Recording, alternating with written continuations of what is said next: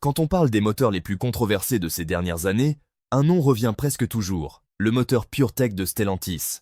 Certains le considèrent comme une petite révolution économique, tandis que d'autres le surnomment carrément le pire moteur français. Mais alors, pourquoi ce moteur fait autant parler de lui? Comment fonctionne-t-il réellement? Quels sont ses avantages? Et surtout ses énormes problèmes? Aujourd'hui, on va tout expliquer simplement. Le moteur PureTech est un moteur essence, développé à l'origine par le groupe PSA, donc Peugeot, Citroën et DS Automobile, avant la fusion avec Fiat Chrysler Automobile pour créer Stellantis. Le plus connu est le 1,2 PureTech. Un petit moteur 3 cylindres turbo qu'on retrouve partout. Peugeot 208, Peugeot 2008, Peugeot 308, Citroën 3, Opel Corsa, DS3 et même certains modèles Toyota rebadgés. Sur le papier, ce moteur avait tout pour réussir.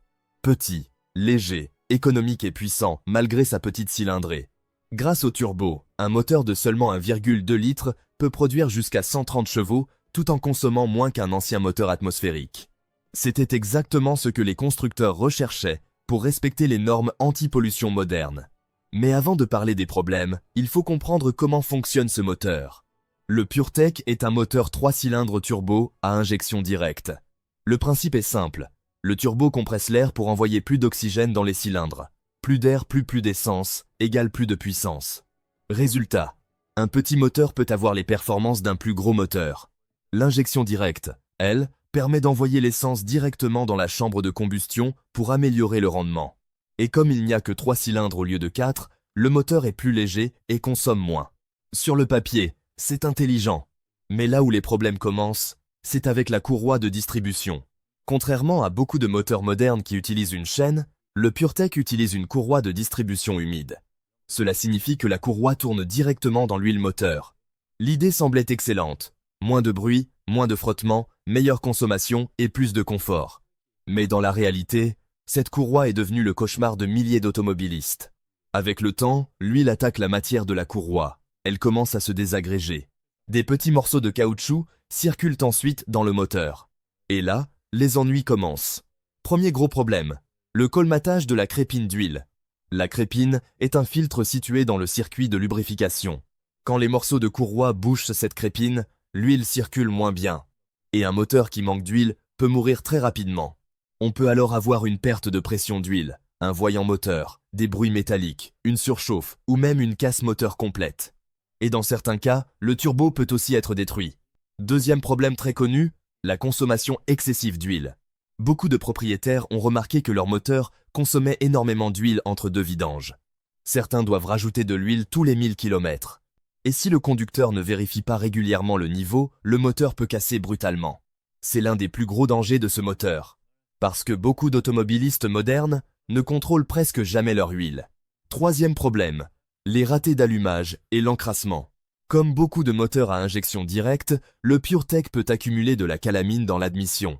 Avec le temps, cela provoque une perte de puissance, des démarrages difficiles, un moteur qui tremble et une consommation qui augmente. Et comme c'est un 3 cylindres, les vibrations sont déjà plus présentes qu'avec un 4 cylindres classique. Certaines personnes trouvent même le moteur désagréable à conduire après plusieurs années.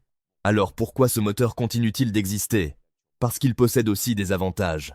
Et il faut être honnête là, dessus. Le PureTech offre souvent une très bonne consommation, de bonnes performances, un coût d'assurance raisonnable, une conduite agréable en ville et un moteur léger et nerveux. Quand il fonctionne correctement, il peut être très plaisant au quotidien. Beaucoup de conducteurs parcourent aussi des milliers de kilomètres sans problème majeur. Mais tout dépend énormément de l'entretien. Et c'est justement là le point critique. Sur ce moteur, l'entretien doit être irréprochable.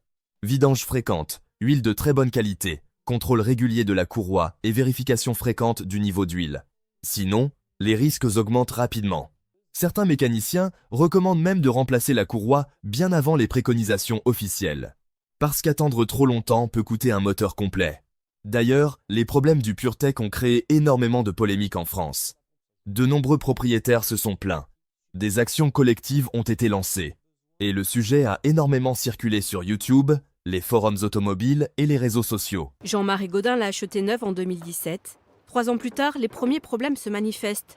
Dégradation de la courroie, surconsommation d'huile jusqu'à 1,5 litre tous les 3000 km. À 145 000, le moteur lâche. Pour son remplacement, Jean-Marc Godin a dû débourser 3 000 €, Stellantis n'ayant pris en charge qu'une partie des frais.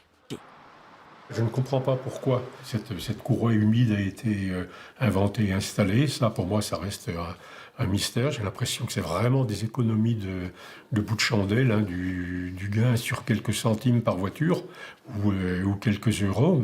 Emmanuel Stéphane a fait une croix sur sa C4 Picasso. Acquise neuve en 2016, elle est immobilisée depuis 3 mois chez le garagiste. Le moteur a lâché à 119 000 km. Voilà ma voiture. Le moteur était HS, on a essayé de le changer et pour l'instant, on a toujours une difficulté avec ce même moteur. Pour beaucoup, ce moteur est devenu le symbole du downsizing. Le downsizing, c'est la tendance moderne qui consiste à fabriquer de petits moteurs turbo très puissants pour réduire la consommation et les émissions.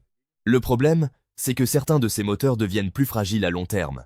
Alors, faut-il éviter le PureTech?